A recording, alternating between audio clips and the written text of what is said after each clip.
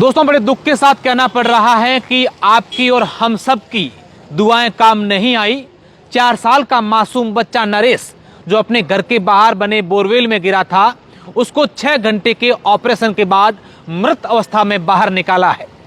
फिलहाल पुलिस ने उसके शव को गुड़ामालानी स्थित मोर्चरी में रखवाया है और पूरे मामले को लेकर जांच पड़ताल की जा रही है।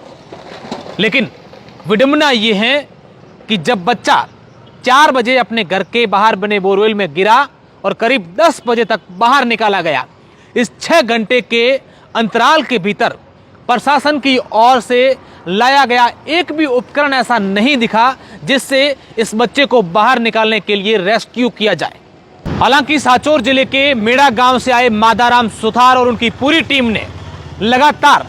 उस बच्चे को जीवित बाहर निकालने के लिए कई सारे प्रयास किए, लेकिन बच्चा जो है वो धीरे धीरे पाइपलाइन जो बोरवेल की थी उससे नीचे चला गया था, जिसके कारण वहाँ पानी जो है वो ज़्यादा हो गया और डूबने से उस बच्चे की मौत हो गई थी। और उसके बाद उन्होंने अपने अलग अलग तरीके से देसी जुगाड़ किए और आखिरकार मृत अवस्था में बच्चे को बाहर निकाला। अब इस बात से अंदाज़ा लगा सकते हैं कि एक तरफ हम लोग चंद्रयान पर जाने की बातें कर रहे हैं, एक तरफ इस तकनीकी युग में कई सारे दावे कर रहे हैं, लेकिन ये तमाम दावे आज पोल खुलते हुए नजर आए। इन तमाम दावों की पोल खुल गई कि किस तरीके से एक मासूम 4 साल का बच्चा बोरवेल के अंदर गिरा है और उसको बाहर निकालने के लिए रेस्क्यू के नाम पर आपके पास कुछ भी उपकरण नहीं है।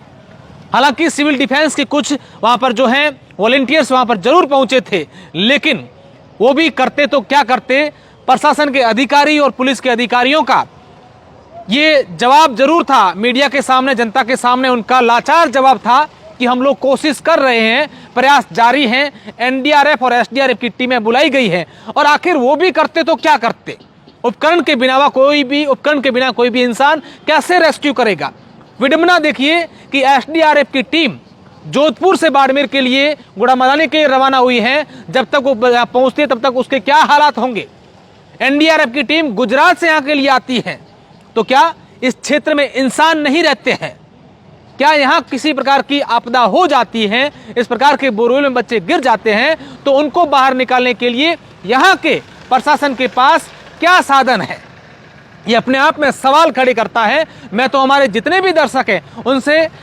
इन तमाम उपकरणों के भरोसे नहीं रह करके यह अपील करूंगा कि अपने बच्चों का ध्यान रखें।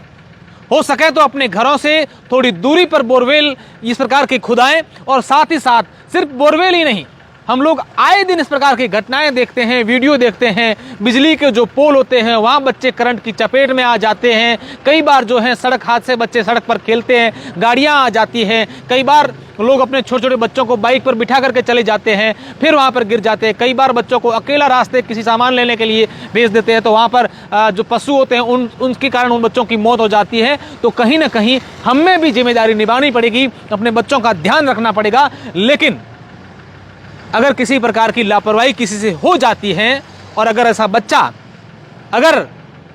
आसपास के लोगों की माने, तो उनका ऐसा कहना है कि ये जो बोरवेल था बाड़मेर के नोखड़ा के पास अर्जुन की ढाणी गांव में पप्पू राम का जो ये घर था, पप्पू राम का जो 4 साल का मासूम बच्चा है, वो अपने घर के बाहर बोरवेल के पास खेल रहा था। और उसी जहां बोरवेल था उसके थोड़ी दूरी पर, कम से कम 20 मीटर की दूरी पर एक दूसरा नया बोरवेल उन्होंने खुदाया था, क्योंकि जिस बोरवेल में बच्चा गिरा था ये बोरवेल 5 साल पुराना था और यहाँ पर थोड़ा सा खारा पानी था, तो उन्होंने दूसरा बोरवेल कराया। और ये पुराने बोरवेल पर जो मशीन लगी थी उस मशीन को वहां से खोल करके दूसरे बोरवेल पर ले जा रहे थे और ये बोरवेल ओपन हो गया। तो ऐसे में 4 साल का बच्चा है, खेलता खेलता वहां पहुंच गया और उसके अंदर गिर गया।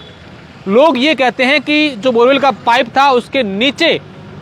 जो कीचड़ होता है या पानी पसरा होता है वो कितना यूं उसकी डेप्थ हो सकती है, इसका अंदाजा नहीं लगा सकते हैं, क्योंकि जहां पाइप होता है वहीं सिर्फ एक एरिया फिक्स होता है, लेकिन नीचे पाइप जहां खत्म हो जाने के बाद पूरा फैला हुआ एरिया होता है। ये तो शुक्र कीजिए कि बच्चा जो है वो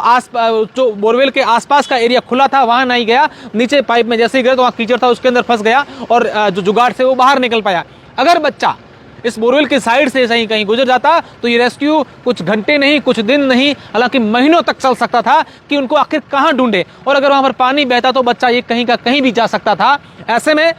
कई प्रकार के सवाल ये घटना खड़ी करती है। हम भी जब ऐसी घटनाएं होती हैं तब कई प्रकार की प्रतिक्रियाएं देते हैं, कहते हैं ये ऐसा हमें ध्यान रखेंगे, वो रखेंगे, लेकिन ये जैसे ही घटना थोड़ी सी ठंडी हो जाती है, लोग इस बातों को भूल जाते हैं और फिर कुछ महीने बाद ऐसी घटनाओं की फिर से पुनरावृत्तियां हो जाती है।